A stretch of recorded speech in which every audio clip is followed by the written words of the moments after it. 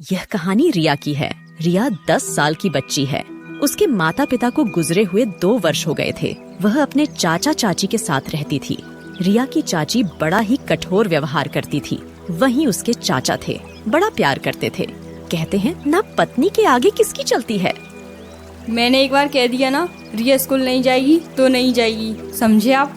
बबली, अभी रिया बच्ची है, उसका भी मन पढ़ने का होता है। अपना मिंटू भी तो जाता है स्कूल, उसी के साथ चले आएगी। एक तो आपकी इतनी सैलरी है भी नहीं, ऊपर से इसका खर्चा। अपने माँ बाप के साथ ही मर जाती करमजली तो कितना अच्छा होता। कोई बात नहीं चाचा जी, वैसे भी भैया तो स्कूल जा ही रहा है, मैं उसी से पढ़ लूंगी। बबली, तुम्हारी इतनी घटिया सोच होगी ये मैंने कभी नहीं सोचा था। खैर, मैं ऑफिस जा रहा हूँ, मुझे ऑफिस के लिए देर हो रही है।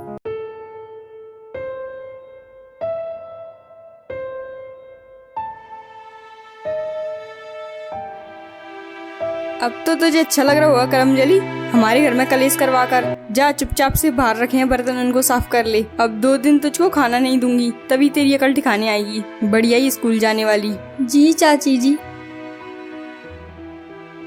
अरे रिया, चल खेलने चलते हैं। नहीं मालती, अभी तो मुझे बहुत काम करने हैं, जा तू ही खेल।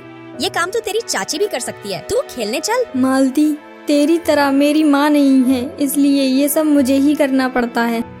तेरी मर्जी में तो जा रही हूँ। यह सुनकर मालती वहाँ से चली जाती है और बबली वहाँ आती है। बबली रिया के सर में पीछे से एक चांटा देती है। अच्छा, तू सबको ये बता रही है कि मैं तुझ पर अत्याचार करती हूँ। चुपचाप से बर्तन मांज, अगर घर के बाहर गई तो तेरे पैर तोड़ दूंगी।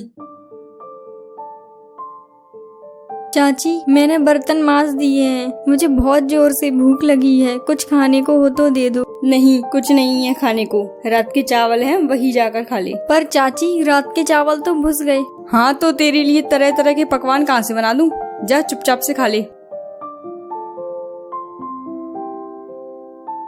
बेचारी रिया वही बाँ से चावल खाकर सो जाती है। शाम को बंटी घर आता है। देख रिया और चिंटू, तुम्हारे लिए मैं क्या लेकर आया हूँ। ये लड़की, इधर दे आइसक्रीम, बढ़िया ही आइसक्रीम खाने वाली। अरे क्या कर रही हो बबली, अगर तुम्हें आइसक्रीम खानी है तो मैं कल और ला दूंगा तुम्हारे लिए। अभी बेचारी रिया की आइसक्रीम तो मत लो। नहीं नहीं, मुझे तो आज ही खानी है। कोई बात नहीं चाचा, आप मेरे लिए कल ले आना।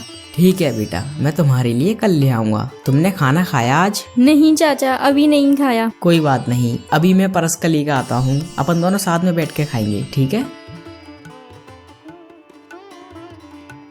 रिया बड़ी खुश होती है और दोनों प्रेम से खाना खाने लगते हैं। अगली सुबह बंटी अपने काम पर निकल जाने के बाद बबली रिया से काम करवाने लगती है। तभी चिंटू रिया को परेशान करता है तो रिया चिंटू में चांटा मार देती है और चिंटू रोते हुए अपनी माँ के पास पहुँचता है।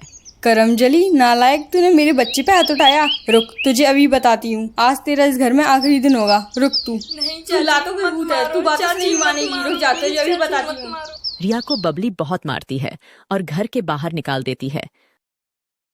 वह रोते रोते मंदिर में चली जाती है।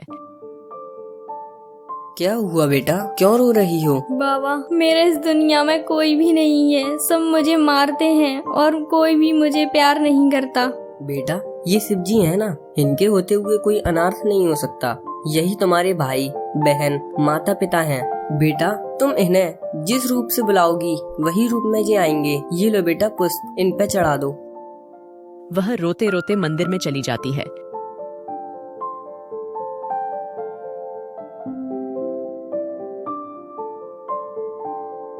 रिया मंदिर से घर जा ही रही होती है, तभी उसके नाक में से खून आने लगता है और बेहोश हो जाती है।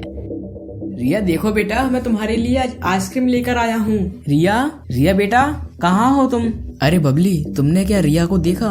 उसके लिए आज मैं आइसक्रीम लेकर आया हूँ। मुझे क्या पता, यहीं कहीं खेल रही होगी वो। एक तो मरती भी तो नहीं है। मैं भी तो किससे पूछ रहा हूँ, इससे तो पूछना ही बेकार है। मैं खुद से बाहर देख कर आऊंगा।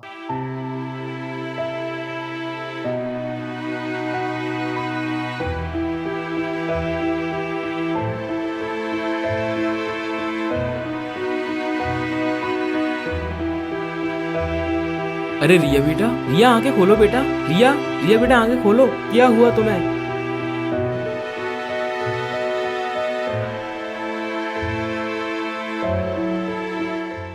डॉक्टर साहब, अब कैसी तबीयत है रिया की? वो ठीक तो है ना? क्या हुआ उसे? देखिए भाई साहब, आप समय पर ले आए, इसीलिए हमने उसकी जान बचा ली। रिया को ब्लड कैंसर है, इस बार तो बचा लिया, पर जल्द ही ऑपरेशन नहीं किया तो उसका बचना मुश्किल है। तो डॉक्टर साहब क्या करना होगा उसे बचाने के लिए? आप जल्द से जल्द 1 लाख का इंतजाम कर लीजिए। बबली, अपनी रिया को ब्लड कैंसर है। यदि उसका 1 महीने में ऑपरेशन नहीं कराया तो रिया बच नहीं पाएगी। तुम पे कुछ पैसे पड़े हो तो वो मुझे दे दो, हम रिया का इलाज करा लेंगे। मुझे भी समझ में नहीं आ रहा अब मैं पैसे का इंतजाम कहाँ से करूँ। तो क्या करें, हम भी मर जाएं क्या उसके साथ? उसके लिए तो मैं 1 रुपया भी नहीं दूंगी। बबली, रिया अपनी बच्ची के समान है। यदि हम उसका इलाज नहीं कराएंगे तो कौन कराएगा? और ये मत भूलो, ये घर उसी के पिता का है जिसमें अपन रह रहे हैं। मैं उसके लिए 1 भी रुपया खत्म नहीं करूंगी, चाहे वो मर क्यों ना जाए। अपन को तो अच्छा ही होगा जब वो मर जाएगी। ये पूरा घर फिर अपना ही होगा। मैंने तुम जैसी औरत नहीं देखी। अब मुझे ही कुछ करना होगा, मुझे ही पैसों का इंतजाम करना होगा। तुमसे तो बोलना ही बेकार है। रिया सब बातें बाहर खड़ी खड़ी सुन रही होती है और वह से चली जाती है। जाकर खाना बना, चिंटू को स्कूल के लिए देर हो रही है। ये ले चिंटू भैया तेरा लंच बॉक्स। चाची मैं मंदिर चली जाऊं? मैंने रोटी भी बना दी है और चिंटू को लंच भी दे दिया है। नहीं, पहले तू कपड़े धो, बाद में मंदिर जाना। बड़ी आई पुजारिन। बाबा रक्षाबंधन आने वाली है, काश मेरा भी कोई भाई होता जिसे मैं राखी बांधती। अरे बेटा तू चिंता मत कर, यही सबके माता पिता और भाई बहन हैं। ये ले 10 रुपए। बाबा ये 10 रुपए क्या दे रहे हो? बेटा हम कन्याओं को पैसे बांट रहे हैं और तुम भी कन्या हो, रख लो। मैं भी ना कितनी बुद्धू हूँ। रक्षाबंधन आने वाला है, अभी तक भाई के लिए राखी ही नहीं ली। एक काम करती हूँ, इन 10 रुपए से भाई के लिए राखी ही ले लेती हूँ। दादी दादी ये वाली राखी कितने की है? बेटा ये वाली राखी 20 रुपए की है। पर दादी मेरे पास तो केवल 10 ही रुपए हैं। ठीक है, सुबह सुबह तू सबसे पहले आई है तो मैं तुझे 10 रुपए में दे दूंगी।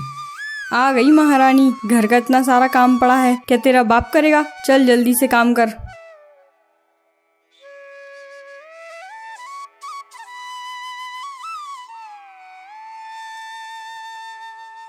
कुछ दिनों बाद रक्षाबंधन आता है। रिया अच्छे कपड़े पहन के मंदिर जाती है। बाबा आज रक्षाबंधन है और मेरा कोई भाई नहीं है, आप ही मेरे भाई बनकर आना, मैं आपकी प्रतीक्षा करूंगी। पुजारी अंकल मैंने बाबा से कहा है कि आप मेरे भाई बनकर आना, वो मेरे भाई बनकर आएंगे ना? हाँ बेटा, वो जरूर आएंगे। चिंटू भैया चल मैं तुझे राखी बांध देती हूँ। लड़की रुक, कोई जरूरत नहीं है उसे राखी बांधने की। वो तेरे हाथों से राखी बंधवाकर तेरे जैसा नहीं होना चाहता। सुन लड़की, हम चिंटू के मामा के घर जा रहे हैं, खाना रात का रखा है, खा लेना, और हम रात को खाना खा कर आएंगे। ठीक है चाची, पता नहीं मेरा भाई कब तक आएगा और मुझे भूख भी बहुत भयानक लगी है। मैं अपने भाई के साथ ही खाना खाऊंगी आज। रिया उठो बहना, देखो मैं आ गया। कौन हो तुम और अंदर कैसे आए? भूल गई? तुमने मंदिर में कहा था ना कि मेरा कोई भी भाई नहीं है, इसलिए बाबा ने मुझे भेजा है। भैया आ गए आप? रुको मैं अभी आपके राखी बांध देती हूँ। बहन मैं तुम्हारे लिए कुछ उपहार लाया हूँ, ये लो बहन, ये तुम्हारे लिए है। मैं खाना भी लेकर आया हूँ, अपन आज साथ में बैठकर दोनों खाना खाएंगे। भैया अब मैं आपसे बस आखिरी बार मिल रही हूँ, अब फिर कभी मत आना यहाँ। नहीं नहीं रिया, पहले मुझे बताओ क्या बात है। भैया मुझे ब्लड कैंसर है, मैं ज्यादा दिन तक जिंदा नहीं।